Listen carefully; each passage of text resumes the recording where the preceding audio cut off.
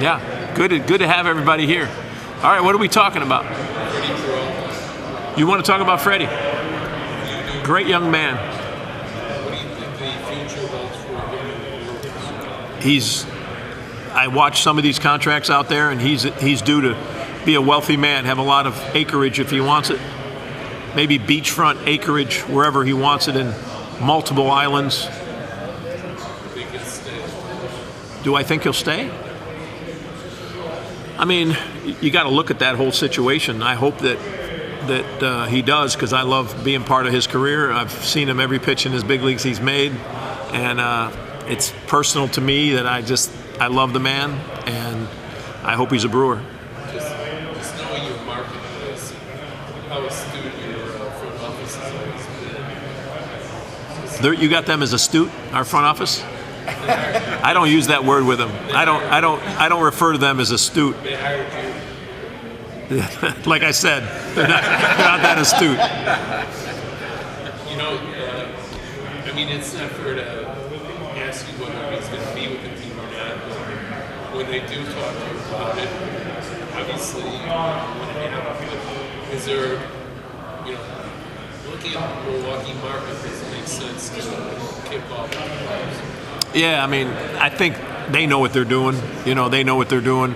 My role is to take whatever guys we have. I hope Freddie's one of them, and I really do. I hope he's one of them. Murph, you've been through that with Devin Williams, with Corbin Burns, where the team does long term. Yeah. Are those hard? Like when you're the guy who's in charge of winning today? Yeah, they're hard. They're hard. You could say, what's your name, man? You just joined us, jumped in. Oh, we met. That's right. Great. I thought you still played infield. You play infield? I got you. Yeah, it's hard, and it's what you don't know. You know the player. You know what I mean. You know what he brings, and you know your connection with him. And then when he's not there for you, you're like, God, I miss him. And then you just turn the page and keep going. That's part of our world. Murph, on the flip side, you're going to have Woody this year. Yeah. How big is that for you guys? I think it's great. I mean, Woody's a part of the fabric, and I wouldn't know what it was like to be in the locker room without Freddie, or without Woody or Freddie. It'll be great having him. It'll be great having him. Did that surprise you? No. Woody's not about how much money I can make. Woody's about he knows the scenario he wants to be in, and that's special. But Woody will live in Mississippi in the off season, and he'll raise a great family, and he'll impact that community. But that's Woody. And I think his first priority is not how much money I can make. Murph, what do you think about Bryce getting named to Team USA? Cool. Not surprised. People are recognizing what you guys came to me with a couple years ago, saying, isn't Terang going to be something special? That was a little shot at Todd. A little shot at Todd. Oh, yeah, that's true. Oh, that's right. You had bad bulb. He's down, Bad lamp. Bad low. How does it, he's such an unassuming sort of humble guy. How does something like this, playing with Aaron Judge, the best of the best, affect a guy like that? Who are you talking about? Terang. Oh, He's not the flashy. yeah, he is. Terang's flashy. In his own way. Yeah. He's got tats everywhere. He's flashy. Look at me. He's great. I love that kid, man. He's a ball player. You could see it. You could smell it. Yeah, the best is yet to come for him. He's got so much to give. Yeah. Major college programs. I'm just wondering what you think about Tony what mindset that kind of situation is like. I mean, the Giants are a great organization. They've proven it over time. Buster Posey was part of one of the greatest eras ever in Giants history, maybe the greatest. And Buster Posey knows what he's doing. He knows culture. He understands. And the manager is really responsible a lot for the culture, a lot of it. He understands it. And I think that they did their research. They have people around. They will make this transition as good as it can be. And I think it'll be great. And they have a great team, you know. So I like their chances of doing well. Where do you see the biggest growth out of Connor Dawson, and how decided where you see the Yeah, I mean, Connor Dawson is a great young mind. He also has a flair for understanding more than just the numbers. You know what I mean? He understands people. He loves Kansas City. He's diehard Kansas City everything, and yeah, I think it's his dream job. So I think he'll be impactful. Yeah, and he's had a lot. You know, he's been part of a lot of young players. You know, I know some of your players well. You know, you got one of the best young talents in the game in Witt, and you have other great players, and you have great leaders and characters like Salvi, and yeah, Connor will be a big impact. You want to be impossible last year.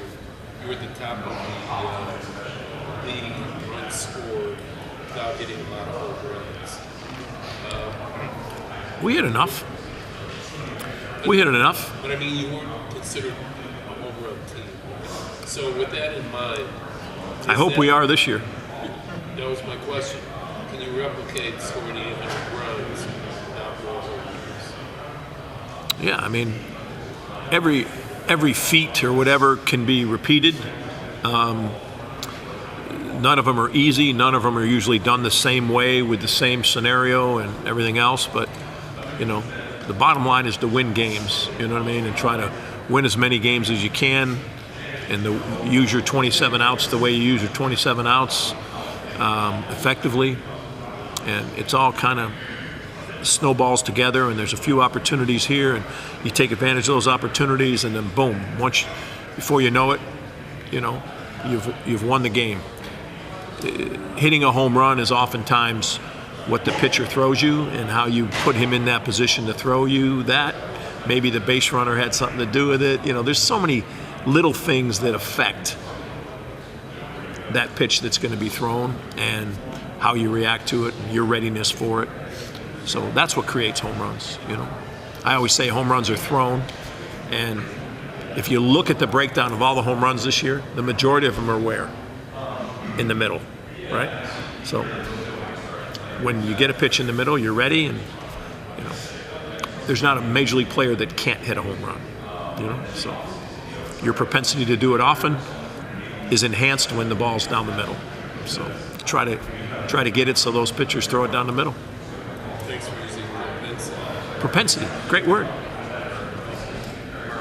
Thank you, meaning I'm showing a little bit of my that I You really do that?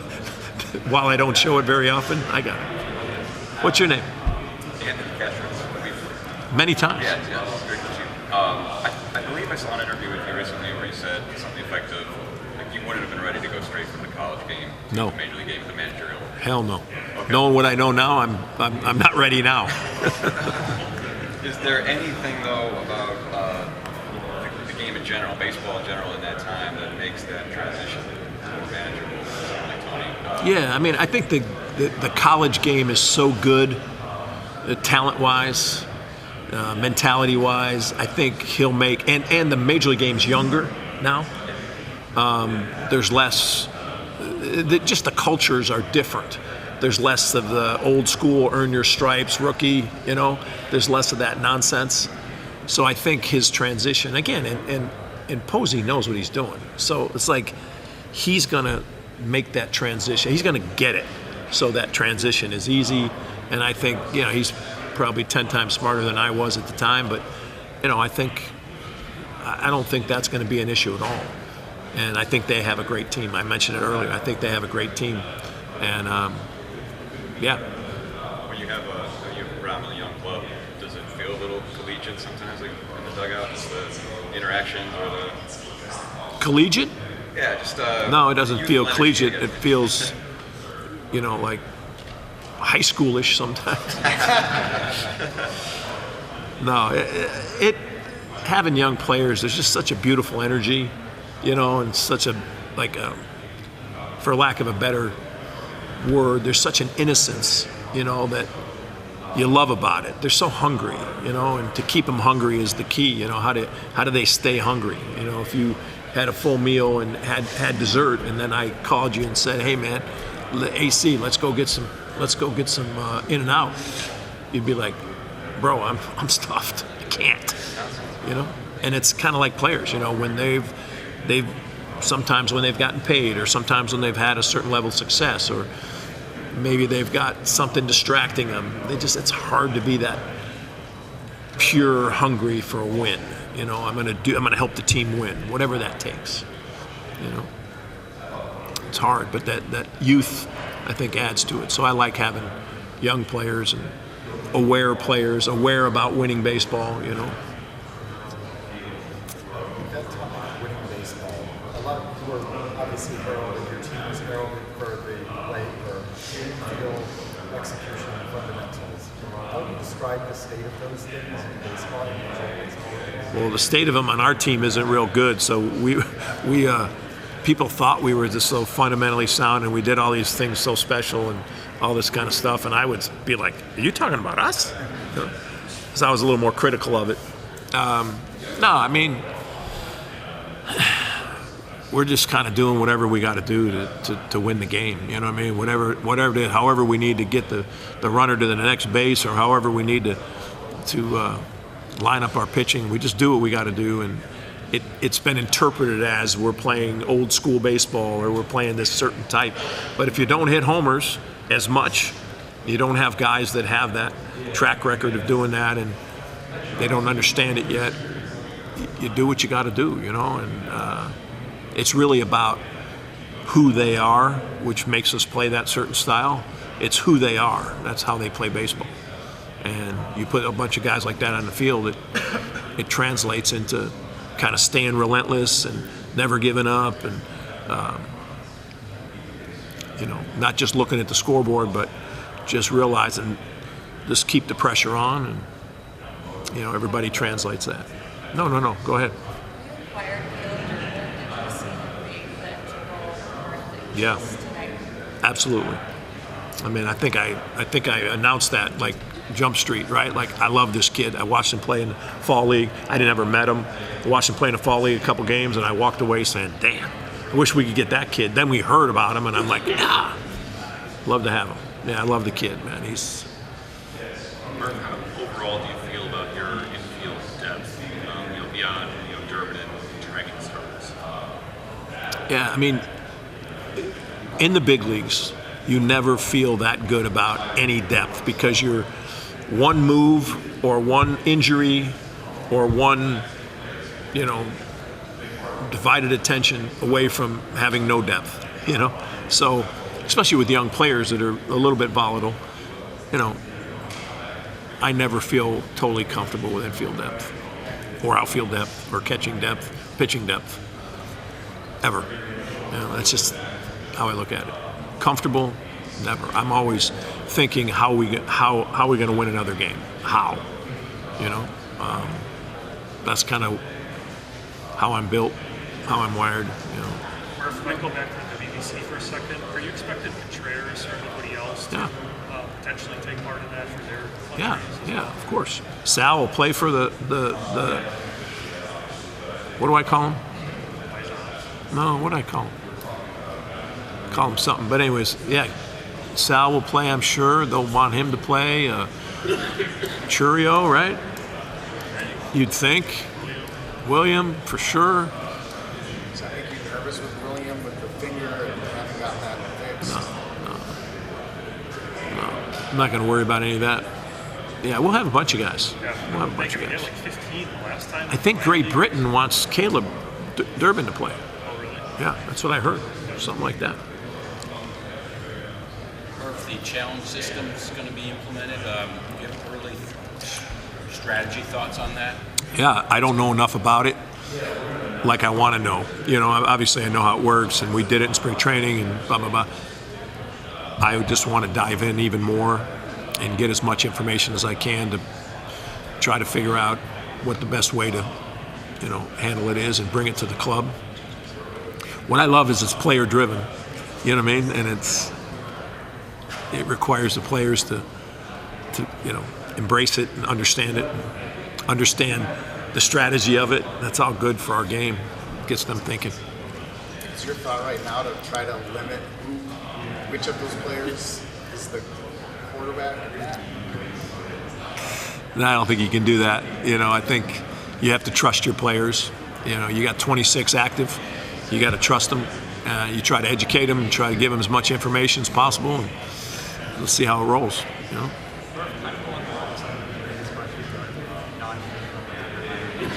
I can't hear a word you're saying, man. I'm curious if with some of the you were asked about the non-traditional teams kind of maybe thinking outside the box a little bit with that. I'm curious what you consider to be the most important part of the role of a big defender in today's game. I think the most important role is,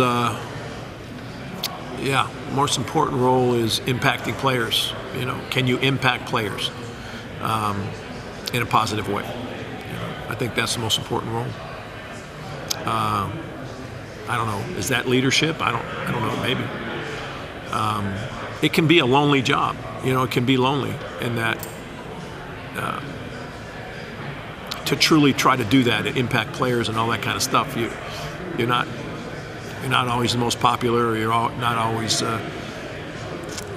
taking the safe way. Sometimes there's a little risk involved. So. Last year, in spring, we talked so much about the shortstop, second base, Joey, Bryce. You guys talked Sal. about that? Play Sal. Play Sal at third. Yeah. Churio in the infield. Is that short and second? Are you set on that now, or is that still something? If Bryce had the whole, had all the time to build up or whatever. Yeah, I mean, I think that most likely that.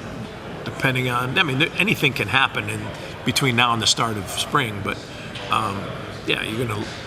Joey's as good a defender at short as there is in the game. I don't know how the defensive metrics, but was he close? Yeah. Oh yeah. Yes. Was he? Okay. So that's not something to just scoff at. Like, oh well, we need more offensive production. Well, guess what? He's going to give it to us. He's going to give us more. There's no question. The kid is very capable, and he's going to be a really good offensive player. And I mean, obviously his confidence a little bit is shaken, and people talk about it a lot, so that's affecting him. But Joey's going to be way better, and he's a great defender. We can only hope he can defend like that again. And then we've got the second baseman that's pretty damn good too. So yeah, I don't think that changes. You got me out of here? Our old friend Mark Kotze. Thanks, everybody. Thanks, Mark.